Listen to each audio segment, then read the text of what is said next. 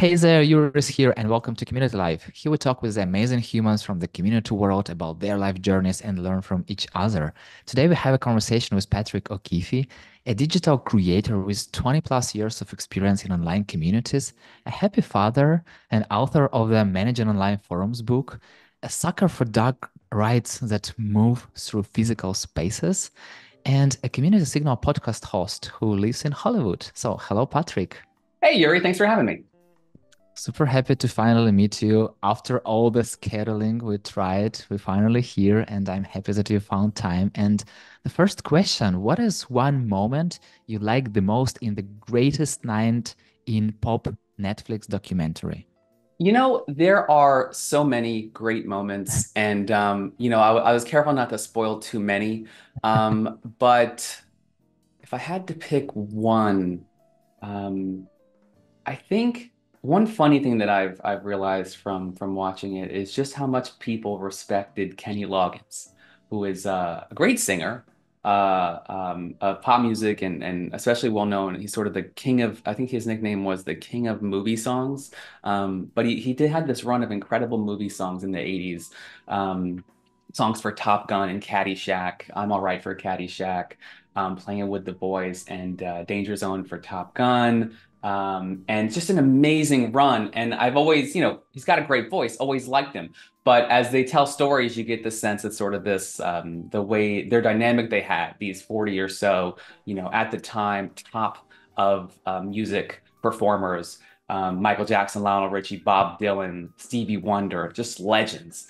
And a couple of times like, what should we do, Kenny Loggins? And I thought that was really funny. I thought like, I don't know why, not in a bad way. It's just like, yeah, he's a great singer. And then when it came to do his part, he knocked it out in 2 seconds. So I thought that was great. I think there are other moments that a lot of people will point to and you'll read in reviews. So I won't talk about those. But there's been a lot of Kenny Loggins in this house after watching it. So let's not spoiler anymore. And what insights do you get from your wife, Cara, being on the team Netflix? Um, there's a lot of different things that come up. Netflix has, been an amazing place to work. They have an interesting company culture that works very well for them. I think that they hire the best people and they treat it that way. Like my wife is amazing at what she does. She's worked on multiple Oscar-winning documentaries. She's Emmy nominated herself, has won a Peabody herself. Just an amazing top of her industry professional.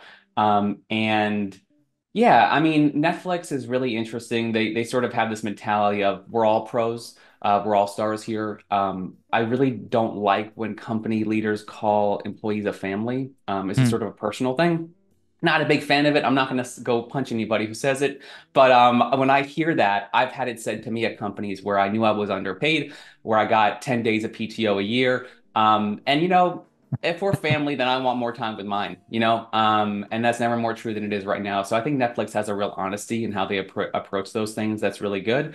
And Netflix just does things at a really high level. I admire sort of the way they release things to the most and largest audience possible. So they probably don't get enough credit for how they release films. So they release their original films and series day and date globally.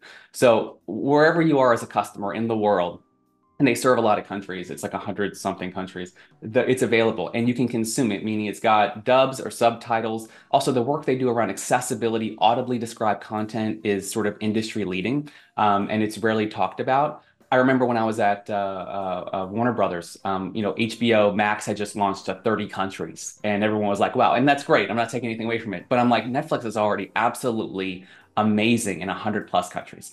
And that accessibility to their content is something that I really admire. And what about insights on what documentaries to watch? Because, for example, there are people here and there, they see advertisement, they jump to it, and they have no idea of how it works.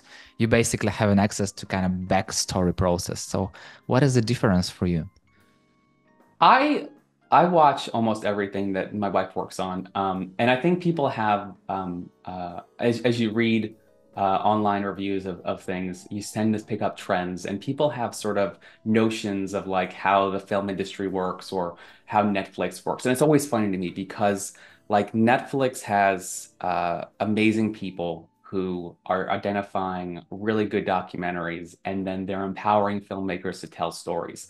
There's no cookie cutter format there. So they really are a way to bring important stories globally. So I do have some favorites though, and I don't I like some things more than others. I think some of my favorite things that she's worked on are My Octopus Teacher, which won the Oscar for Best Documentary a few years ago, and High Score, which was a docu-series about the video game industry, especially in the 80s.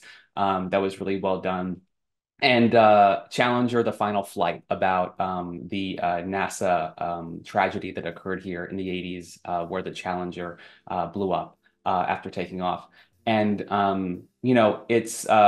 just got everyone to sit for it and talk about it, and it was amazing. But she deals with a lot of like deep social issues. Before joining Netflix, she was on the independent studio side and did a lot of things around social issues. Class Divide is a documentary about the sort of the class divide in New York City in education. And some kids go to this amazing, expensive school, and right across the street, you have the projects. And those kids can't really go to that school. She's talked about piracy on the open seas, like real piracy, like use of the oceans. Take Care of Maya was a recent documentary she did for Netflix, worked on for Netflix, where it's about sort of this girl who was abused by the healthcare system. I think many would say. So yeah, I mean, there's a lot. It really is a lot of good things. The Greatest Night in Pop is the latest thing, and it's a fun one. That's a fun one. There are some fun ones that come out. High Score was a fun one, the video game docu-series. So it's not all sort of heady topics. I do tear up from time to time. Nothing makes me cry more than Pixar movies, though. For some reason, just anything about Pixar. That's why I really like Cars, because my 1-year-old got into Cars, and I feel like that's less of a emotional just gut punch every 2 seconds as opposed to Toy Story or Goodness Up is awful, at least the first few minutes. What is your favorite Cars character? My favorite Cars character, I like Guido. The guy who changes his tires. I really like. I like a lot of the characters. Mater's amazing. And Lightning McQueen is of course fun and interesting. But there's something about this kind of simplicity of Guido's character and his focus on his task. And I love the scene because now I've seen the movie again. My 1-year-old really just discovered it like 2 months ago, and I've probably seen it just many times, many times. And so, but when they're actually at the race at the end, and hopefully I'm not spoiling too much here, but his pit crew is now the people from Radiator Springs or the cars from Radiator Springs. And Guido has to do a pit stop and change his tires, and then no one thinks he can do it, and they're making fun of him in the pit, and he's like pit stop. I mean, Yeah. he's the best. Like I really like him. So Guido, I think is a very well loved character. I feel like it's like when you can say everything without saying anything. You Hmm. just show it by doing, by your emotions, by how you look, by how you do things. Yeah, I Hmm. totally get it. So let's move to yourself. Let's start Hmm. from the beginning. Tell me about your parents. Who are they? My parents live on the East Coast. They live in Georgia. My dad works in hospitality. He's managed golf resorts and country clubs my entire life. My mom has always been in the home. And we were homeschooled, or I was homeschooled for K to 12. I graduated a year early, was already sort of doing this work and went into it full time. I really only would have gone to college to play baseball because I loved baseball, and that was sort of one of my earlier dreams.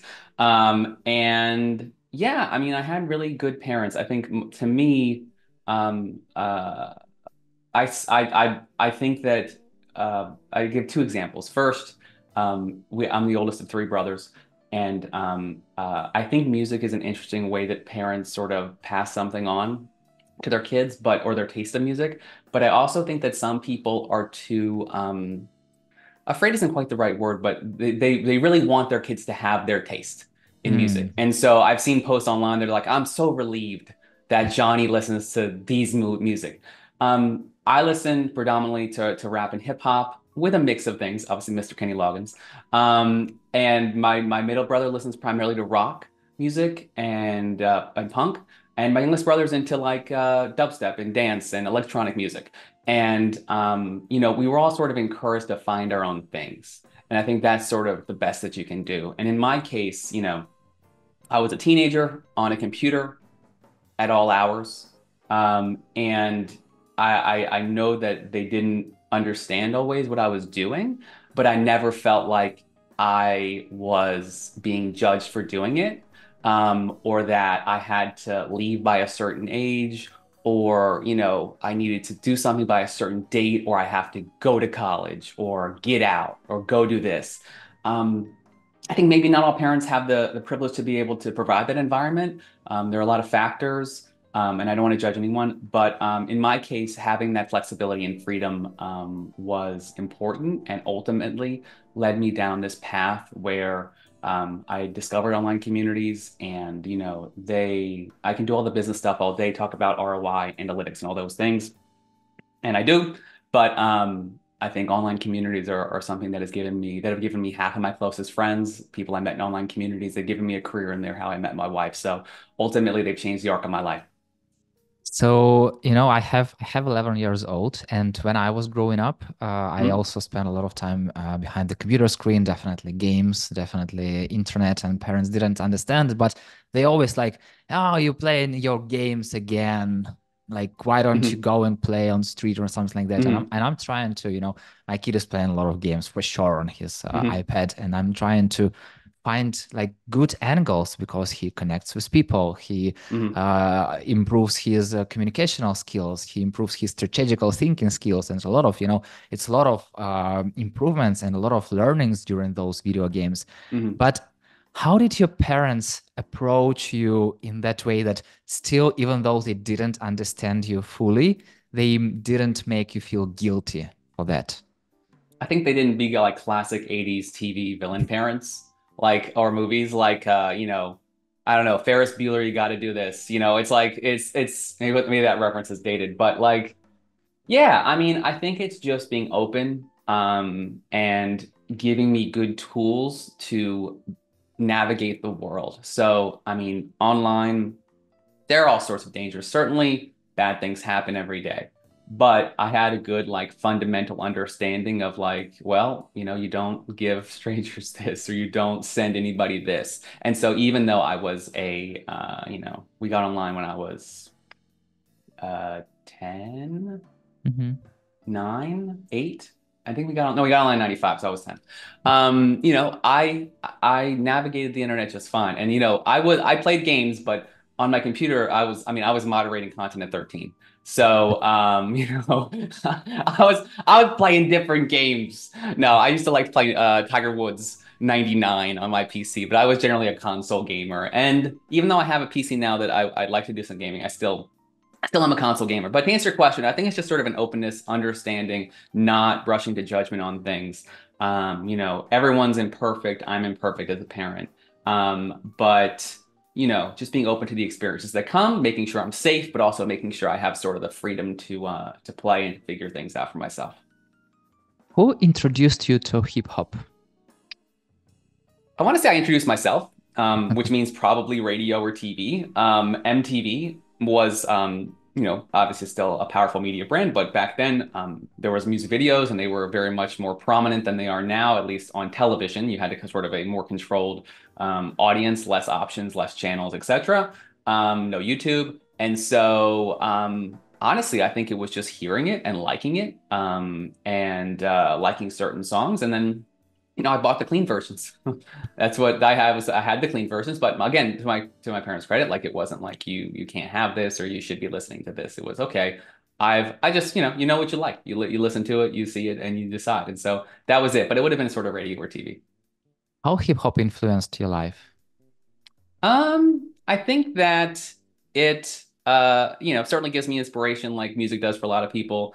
It helps you through different periods. In my case, I met my wife at a concert. Well, I met her before the concert, but the concert was sort of one of the kind of springboards. I used to write a music blog, and I have a friend at a label, and told me about a concert, and then I knew someone else who was interested in one of the artists going to that concert that hadn't been announced. I told that person, and the person who bought the tickets is now my wife. And so, you can give it credit for that sort of in a way too. But yeah, I mean, it's an amazing medium, lots of great stories and music, and just like any other form of art or music, it primarily serves as like inspiration or like, hoping you get through some sort of roadblock, I think. What is your go-to, or maybe some songs that were with you in your hard life moments, or that you're turning on when your mood is low? I'm a big fan of Drake, of Nas, of the Notorious B.I.G. I'm a fan of going outside of hip hop. I mean, I went through like a period for some reason. I listened to Ozzy Osbourne a lot a couple years ago. Both new Ozzy because I thought he put out a really good album, and then going back and seeing old Ozzy, Diary of a Madman, songs like that. Um, yeah, I think that, those are a couple artists I turn to. I have a big library, lots of different stuff, a lot of hip hop, but also a lot of other random things. Once in a while, I'll listen to Def Leppard. That's like my childhood. I could hear like Def Leppard. That's the music of my childhood. I can hear that or Aerosmith. And yeah, so it's a wide mix, really. Have you ever wrote any hip hop songs? No, Have you no, I ever have thought not. about it? I think I've thought about it in a parody sort of way, like parody rap about something, but not any serious, meaningful way. No. What is the first memory of your childhood that comes to your mind right now? Um, I can't, I don't know. I don't really date memories so much, at least ones that I think of as early. Like I can see, for some reason, I think of one of my earliest memories as where my grandmother lived in Florida years and years ago, but I really couldn't date that except saying it was probably like late 80s, early 90s. Like I really don't know when it occurred. I just have, for example, this shred of a memory of seeing this place that I know she's there from the car. Um, Gosh, I wish I could. I have some memory of going to the hospital when my brother was born in 1989. I have some memory of that in the hospital room, so I would have been like 4.5. Um, I guess that's sort of the best I can come up with. I have a lot of different memories of like being older and of course more recent, but as a I see moments and I don't know. I forget how old I was. How do you feel at those moments where you were to visit your grandmother? I had all people aren't perfect. I had really good grandparents. Unfortunately, they've all passed except for one. And they passed that one in particular passed a couple years ago. And yeah, but I had good relationships with all of them. They were all unique in their own way as people are. But yeah, and now I'm glad that we had my 1 year old at a point where we're a little older, but we have things together more than maybe we would have 15 years ago. And so, but he's got all four of his grandparents. He had one great grandparent. Unfortunately, two great grandparents. My grandfather passed away last year. But he knew him, knew he existed, and so I'm thankful that we have four great grandparents right now for him. In And I what mean way? great, like a great Yeah, yeah, yeah. aspirational, like great. Because I'll tell you a story real quick is like I was born pretty early in my parents' life. And so I had four grandparents for a long time. And I had three great grandparents. And one of my great grandparents babysat me one day. This is, this isn't a memory so much as it is a story that's been recounted to me. And so my great grandmother, I was babysat by her and I wasn't supposed to go up the stairs, but I went up the stairs anyway. And the classic line is, I got mad because she wanted me to come downstairs. And I said, I don't see why you're so great. He's my great grandmother. What a guy. Yeah, I can imagine. And you told about their being like unique in a way. So in what ways? I think, like humans are unique. I think it kind of starts geographically. My two of my grandparents were born in New York, Queens, Flushing, and I'm blanking, maybe the Bronx. And then my other two grandparents were born in Michigan. They lived in Florida for my mom's childhood, and then my dad's parents were from the Northeast.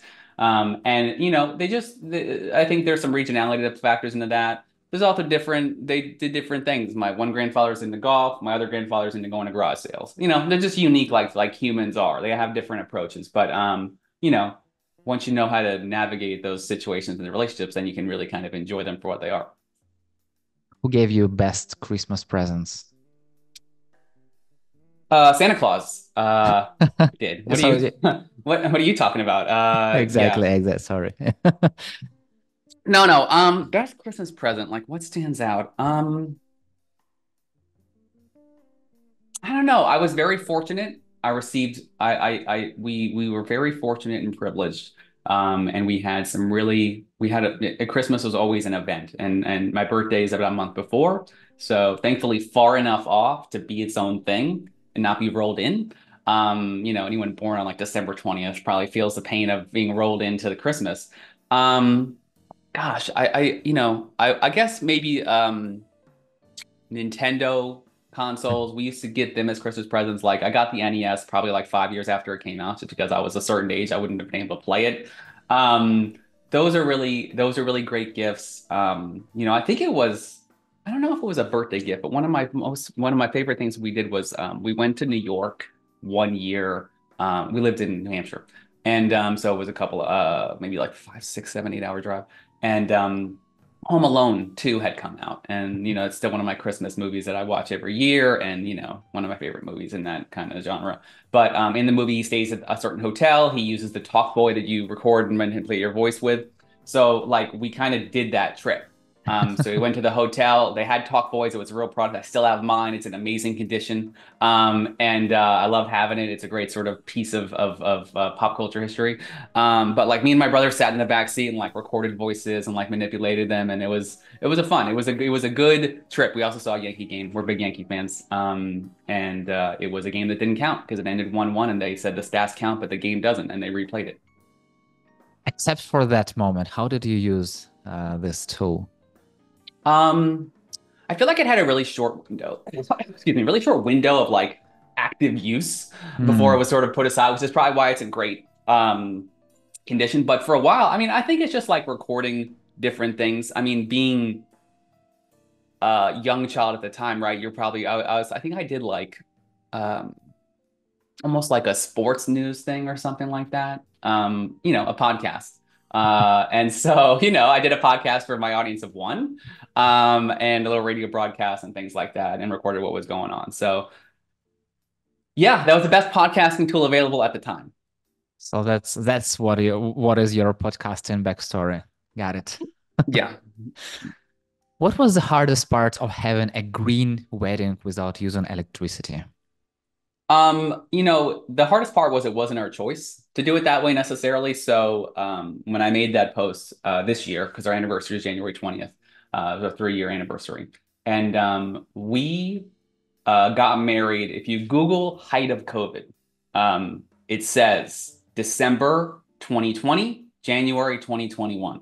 We like the Google note, like thing they extracted says that. So we got married January 20th, 2021, pre-vaccine, height of COVID. And, we took it seriously, still take it seriously. And all of our parents are of a certain age. And so we kind of played with different scenarios. What's the safest one we can do? This Do we do a small wedding with just them? We fly to a middle point. They drive, don't fly. What's the best thing? And ultimately, we weren't comfortable with any amount of risk at that point. That would put them, it's not worth it to get married if something happens. And so we ended up just going to Airbnb and finding a nice house about 45 minutes to an hour from us, and just kind of sending the person a message being like, because they're all like no events. We're like, well, we just want to get married, and it's going to be us and a couple people to help but who's needed. And so that's what we did. We hired a crew to stream it, 3 people that were outside the whole time, and that were masked as far as I remember, and a rabbi, us two, someone to do Kara's makeup, and then people came earlier to set up flowers, and that's it. So we had no guests. It was just us. Now the green part comes in the fact that this house happens to be on kind of the side of a hill, and in Mhm. this neighborhood, I guess I didn't know this. When they have high winds, they voluntarily turn their power off. Hmm. And so not only did the power go out, but they voluntarily kept it off for safety reasons. So I got there the night before we got there the night before we're supposed to get married. And it's dark. It's January, sun goes down early. It's cold, it's windy, and there's no power in this house. And the person we rented it from had left a generator. So there was a generator there, and I had never used a generator in my life, despite living in areas where there were hurricanes. I just lucked out, hadn't used one. But pulled my phone up, da da da da da, got it going. So we got power into the hotel or into the house, and hoping it'll come back on because it's about, you know, 18 hours prior to the wedding, and we no power comes back on. So ultimately, I went back down to the gas station, got gas for the generator, kept it going. And, you know, I'm like talking to the people doing this streaming. First of all, like the Wi-Fi up here isn't great, but like, can we actually do this off this generator?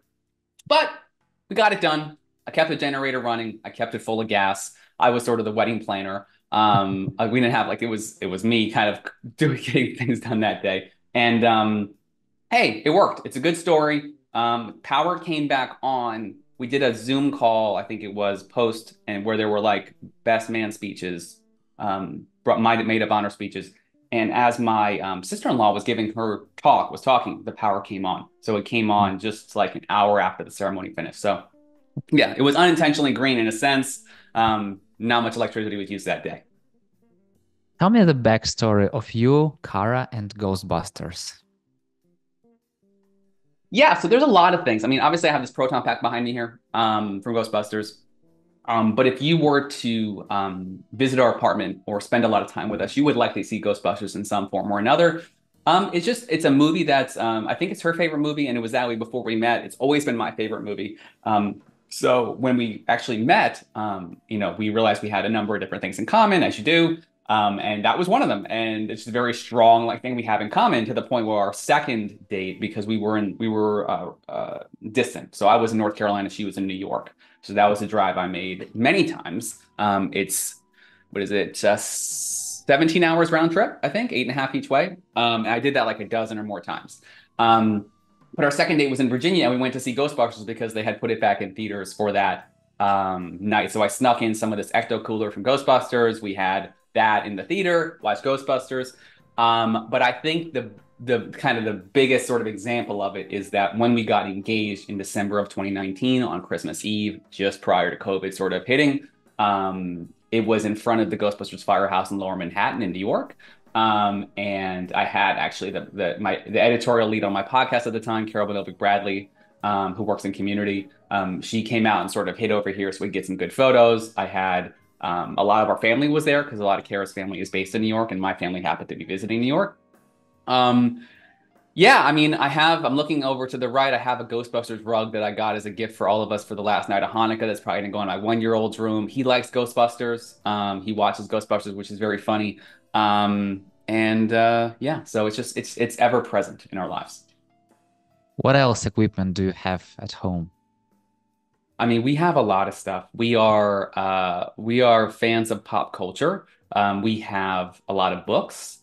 Kara has a lot of books. She reads quite a bit. I've started reading again recently, just because I decided it was better for me before bed not to look at screens so much. So I've decided to sort of read books again. And I've always done a lot of reading, but like books, you know, come and go sometimes. Yeah, and we have arcades. I think that's something people would be interested in. We have like 7 or 8 arcade machines from the Arcade One-Up line, which I know David DeWald, who's a community pro, is a big fan of as well.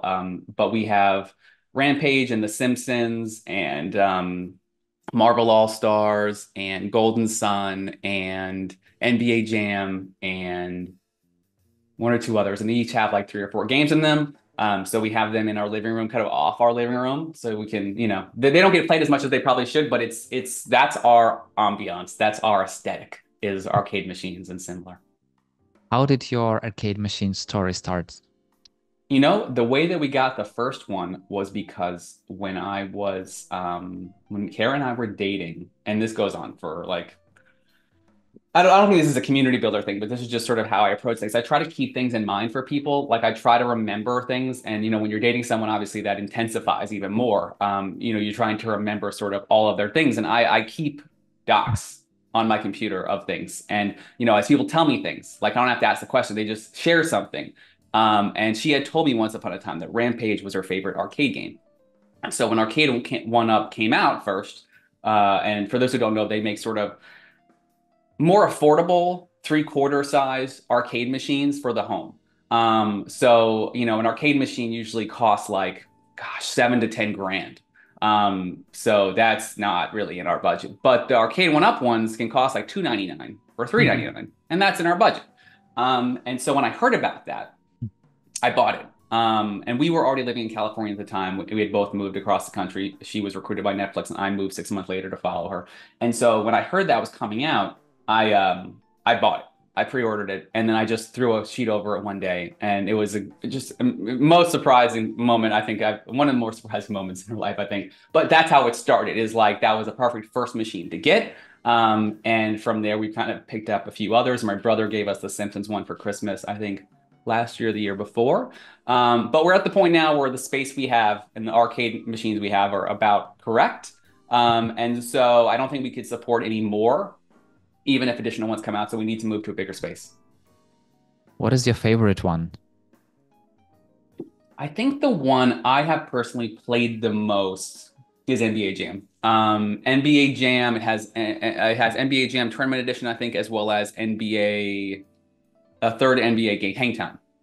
And I played them a lot with my brother when he visits. We went through the whole, you have to beat all the teams to, you know, win the game. So we played all over a couple of weeks when he was visiting. We beat all the teams. And then a close second, I think, the one I go back to more often than not is we have a machine that has Galaga. It's a Pac-Man machine, but it has Galaga in it, which is sort of a classic arcade game if you're familiar with it. And I feel like that game is really replayable. You talked about keeping documents on people. So how many Mhm. documents do you have? Not that many. It's more like it's kind of one, that document in particular is kind of one thing. And I am a gift giver who sort of buys gifts when I see them and then saves them for the right moment. So like if I see a good sale on something, of course this is super easy with kids. And even more important, I think, given how you need to save some money. If something's on sale, and he doesn't need it right now, but he will need it or want it, or it will be great for him for his birthday, for Christmas. And at this stage, he doesn't even care about those things. So it's more like things that humor me that he will benefit from. You know, I'll buy it and put it away in a closet. So I just like to that document is more like that document is a gift ideas document, really. I think that's and so I keep a running list of like, what should I get this person? And it's really the people that I would routinely give gifts to, mostly family, a few other random people. As ideas come up, I add them. But it's just sort of, I think of thoughtfulness as something that is in you, but also to do it, you kind of need to do it as a matter of routine. Like I try, you know, being routinely thoughtful means taking the time to understand people's needs and wants and what they like. I think some people, I don't know, there are people who just sort of give a gift that doesn't tie to the person in any way.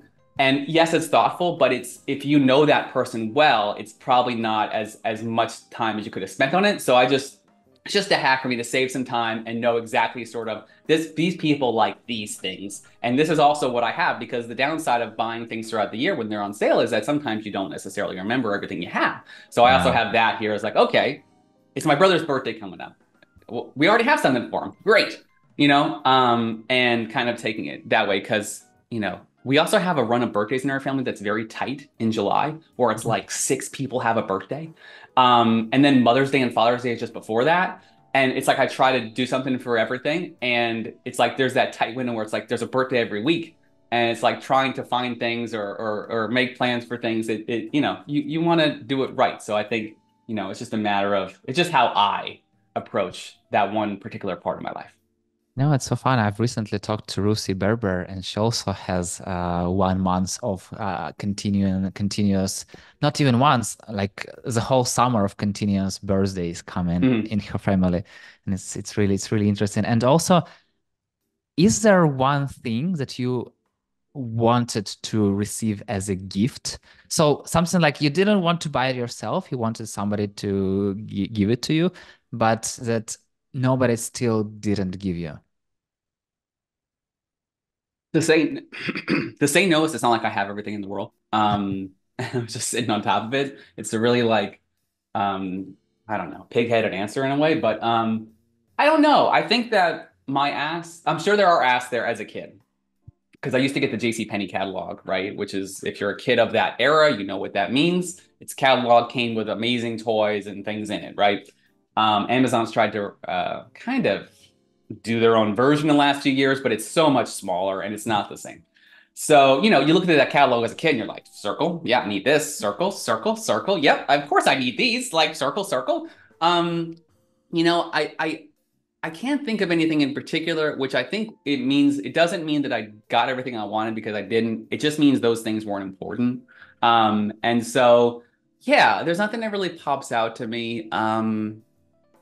There are lots of things I couldn't have, but I've got my Ghostbusters figures. I still have my Teenage Mutant Ninja Turtle figures somewhere. So, those are the things I liked. So I got them. You've recently shared that your son blew kisses at the host while you were Hmm. waiting for a table. Yep. So, did you get the best table at that time? I don't think he had any impact, but it doesn't hurt. It never hurts to be kind to people in a sense. And if I started blowing kisses at people, I think it would actually hurt us. But for a 1 year old, it's adorable and cute. And so, yeah, it's funny because he goes through phases of greetings. And so, like right now, he's sort of in a phase where he's greeting people less. But like before that, a couple weeks ago, for like a good month or so, instead of saying bye to people, he would blow them kisses when I say bye. Like we're leaving, say bye, and he goes, and it's like, okay, that's great too. That's very nice, and people love it, of course. So, long story short, no, I think we probably got the table. We were at Disney. I think it's more systematic than that. But you know what? It never hurts. You also added at that post, learning fast. So, Mhm. who is he learning the most from? I think he learns a lot from both me and my wife, and Miss Rachel on YouTube, and the kids that he interacts with. And yeah, it's funny because things just occur when you're learning, right? It's like things just like yesterday or the day before, I finally figured out he was saying something, and it was like it was pacifier, and it doesn't sound exactly like I just said it, but if you have a trained ear for him, then it's pacifier, and so, but all of a sudden he just says words. Like, so it's like he's waiting for the moment to just go ahead and say the word to us.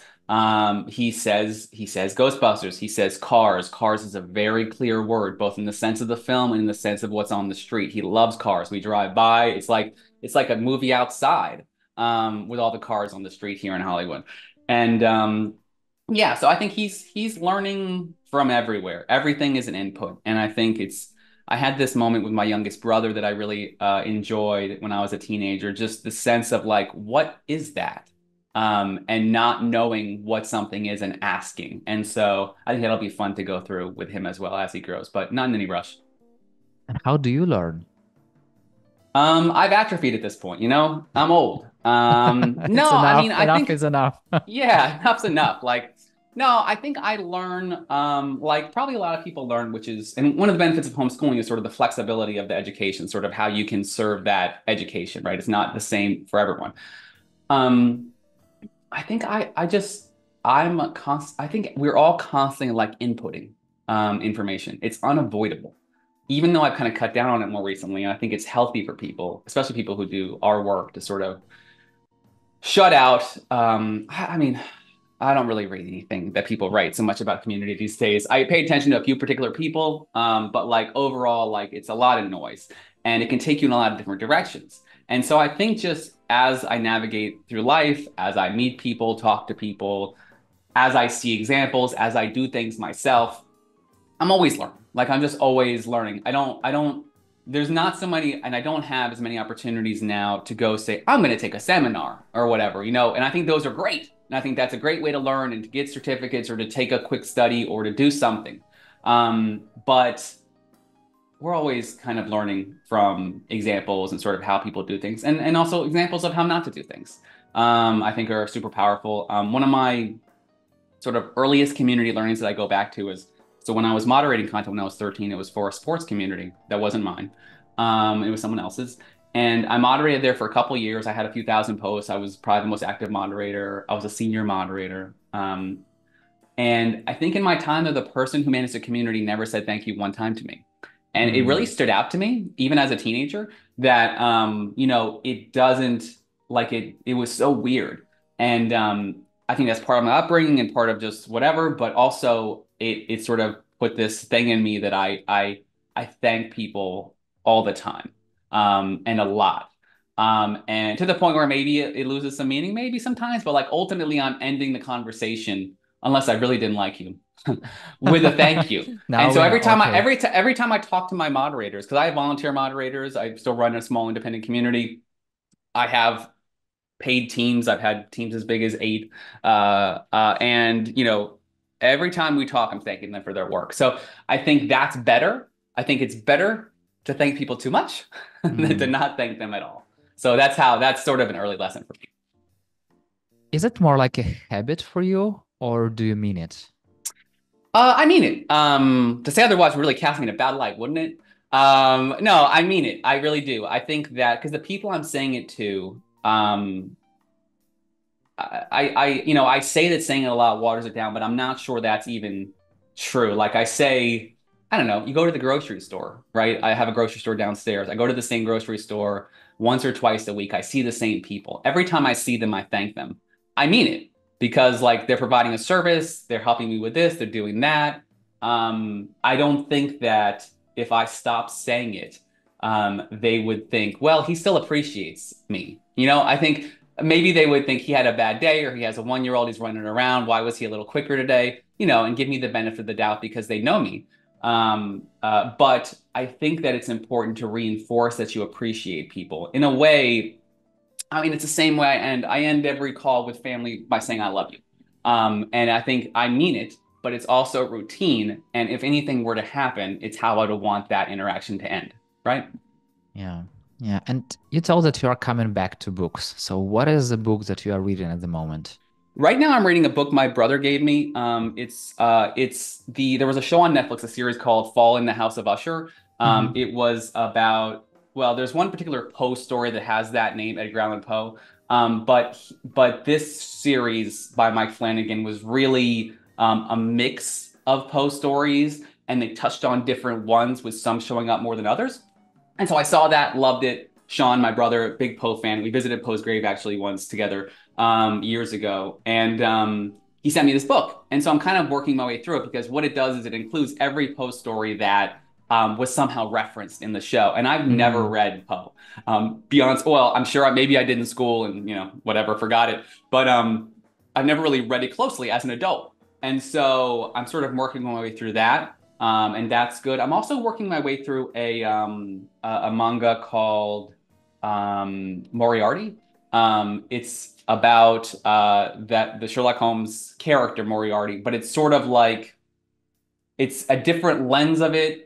It's like written from Moriarty's perspective, and Mm. Moriarty's part of this family, and he's trying to take down all the nobles in Britain. And like Sherlock Holmes isn't the central character in it. And I'm getting it from the library. It's actually the first. Even being here for a while, we only got library cards recently because I wanted to read this series and I don't want to buy it all. So, and I've always liked libraries anyway. But so it's on hold right now. Number 6, I think. Number 6 and 7 are both on hold. So as soon as they're at the library, I'll go pick them up, and continue my journey on that. So those are the two things I'm sort of alternating between.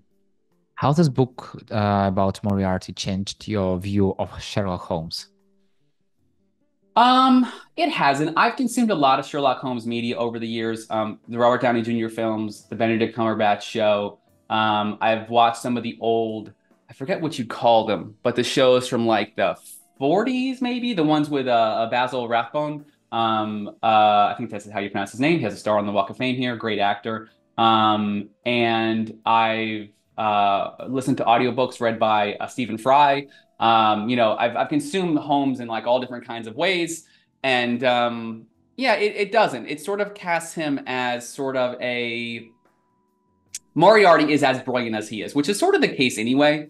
But it's like Moriarty's more refined than he is in this story, Mm. and so Sherlock Holmes is a little bit reckless. I think that tends to travel throughout many of his iterations, and I think that's played up a little bit in this version of the story. But it's basically him and Moriarty are equal wits, and Moriarty's using Holmes to kind of help accomplish his goals of taking down these British nobles. It's quite gruesome in some parts. Like there's a particular book that I read that I won't share the details here, but like it's quite gruesome what some of the nobles are doing to like common folk.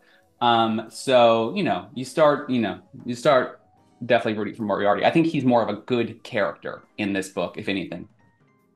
It's like Sherlock Holmes multiverse or something like that. Yeah, yeah. What is what are advantages and disadvantages of living in Hollywood? Advantages and disadvantages of Hollywood. I mean, I love Hollywood. And I think people who and I lived here, gosh, I moved here in June of 2018. So that means I've been here 5.5 years. Yeah. Um, Yeah. And I love it. Like it's a fun place to live. There's always things going on. It's very walkable.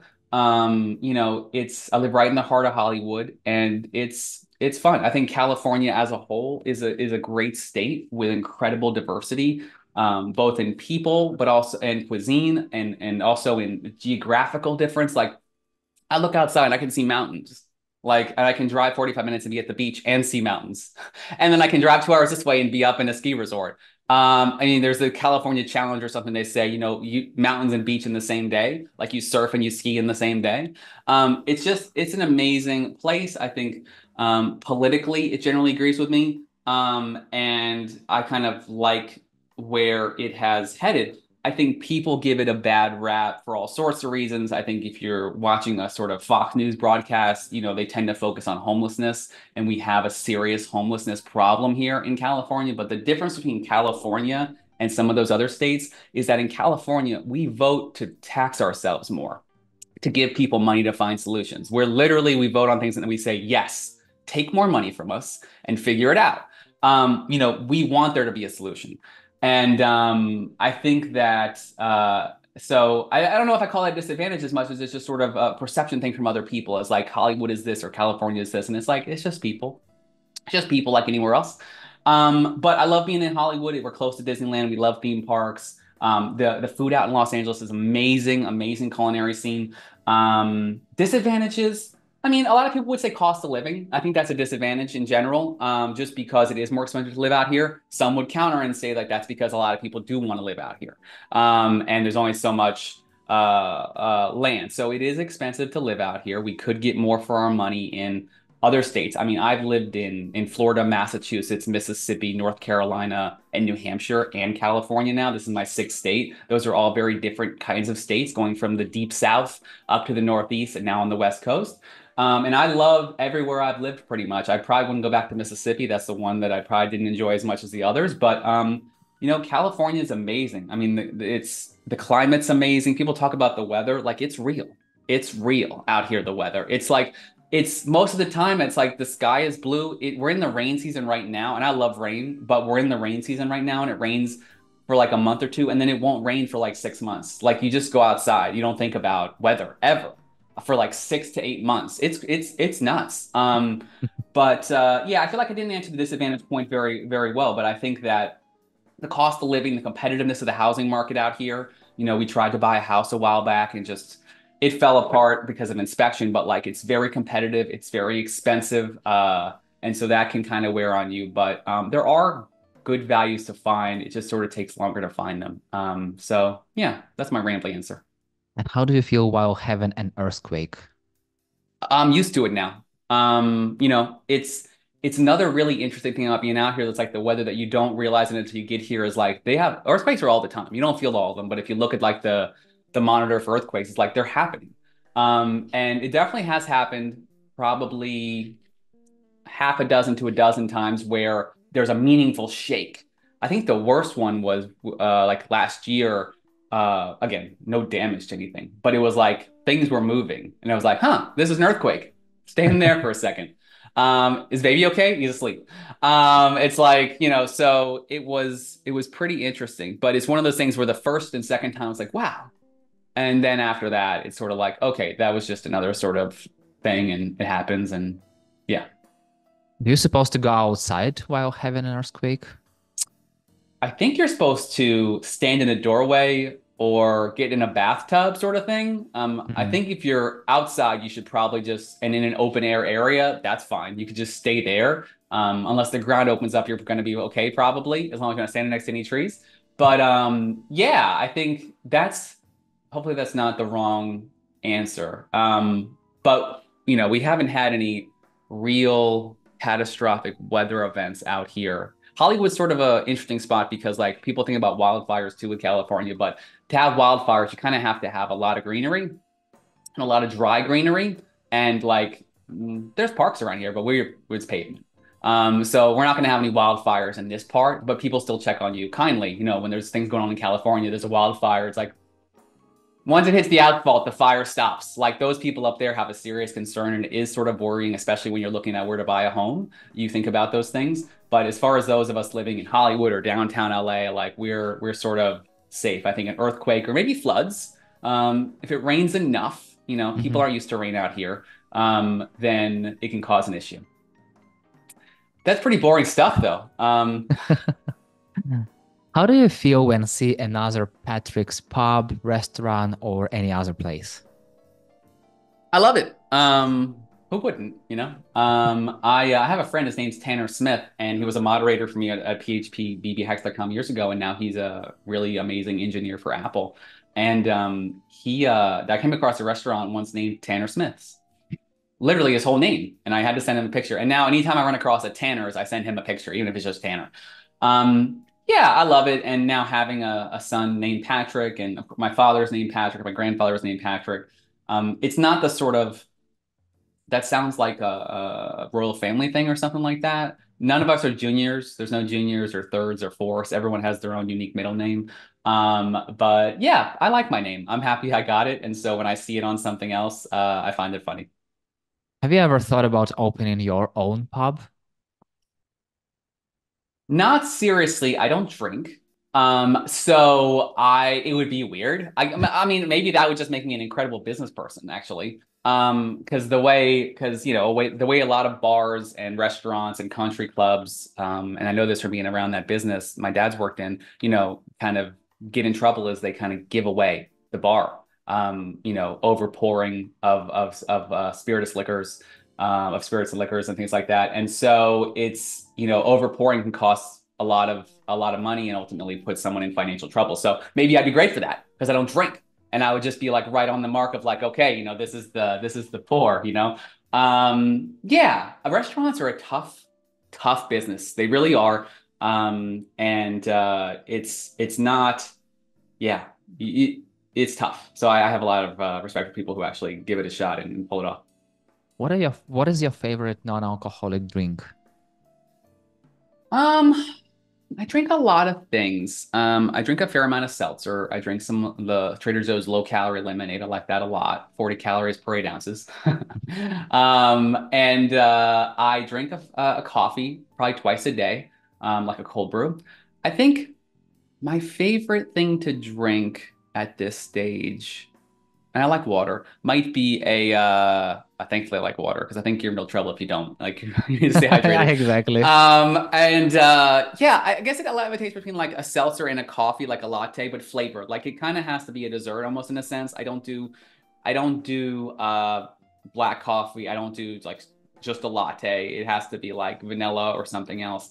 I will say there was a seltzer that I really liked. It was by a company called Ugly Drinks, and they went on a business, but they had a cherry cola seltzer. And when Mm. I drank soda, because I used to drink soda a fair amount, cherry Coke was my favorite. And this is the closest I've had. So like that was a really great drink.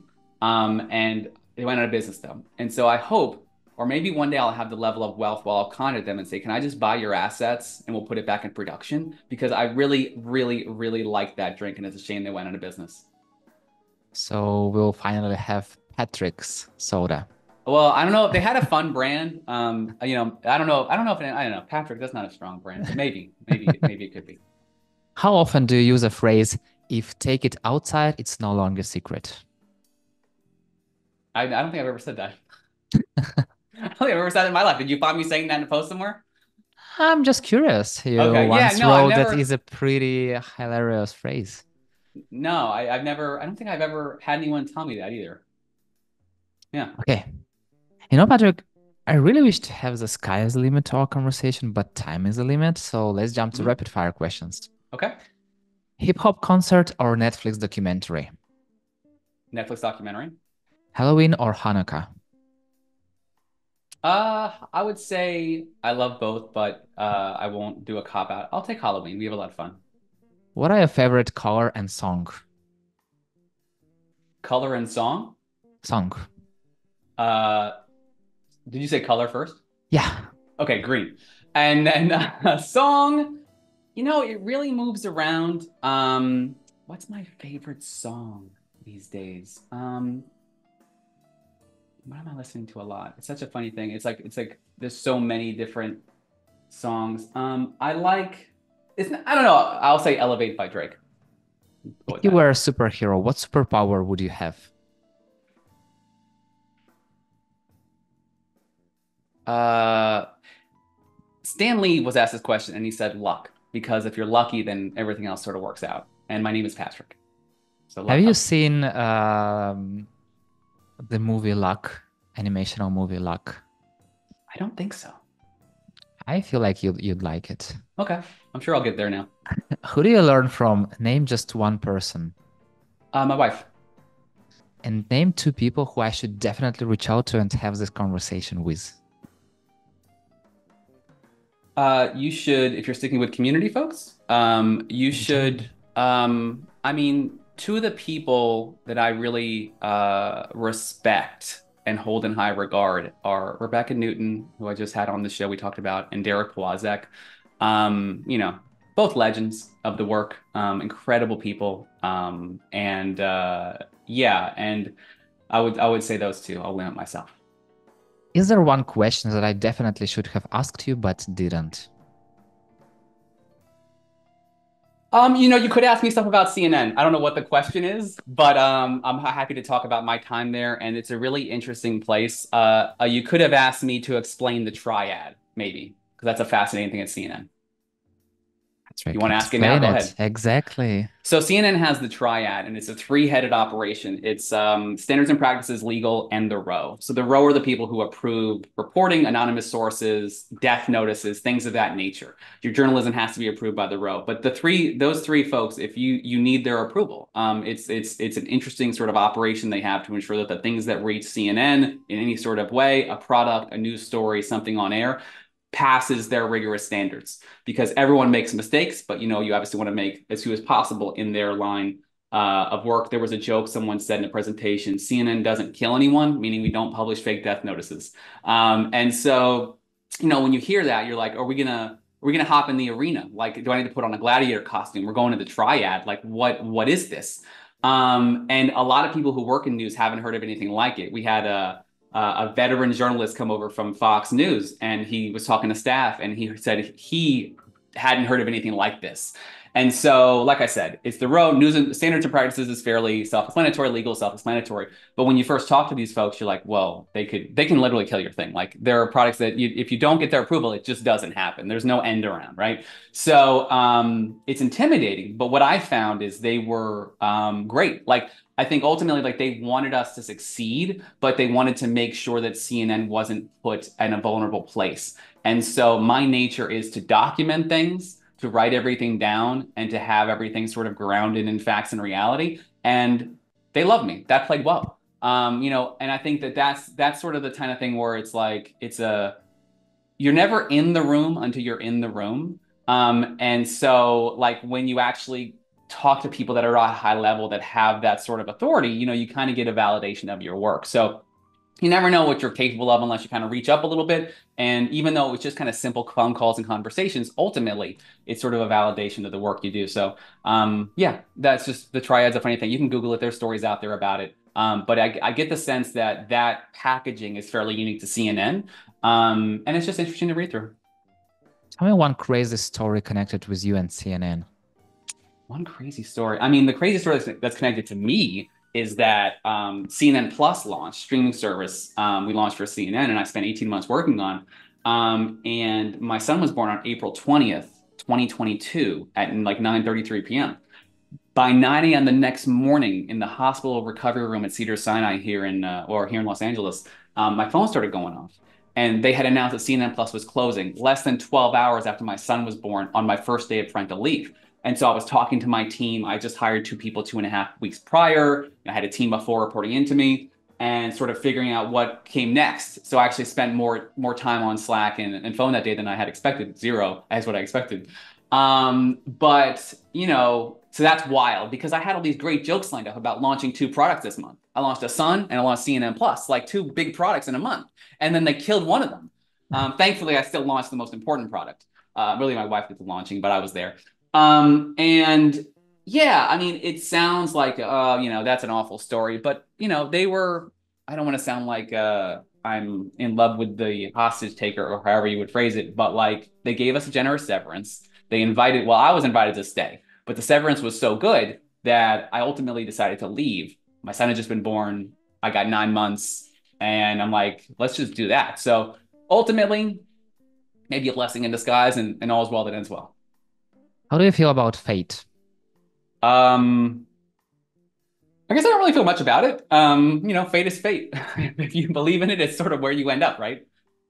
Exactly. Yeah, Patrick, I can continue this conversation forever, but as I told, time is the limit. So thank you very much for allowing me to jump a little bit into details of your life because, Mhm. like meeting somebody on social media and like reading professional posts and getting to know a person from their title and experience is totally different than seeing them from the human side.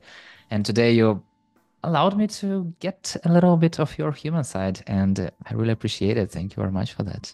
My pleasure. Thanks for having me. And see you in the community world.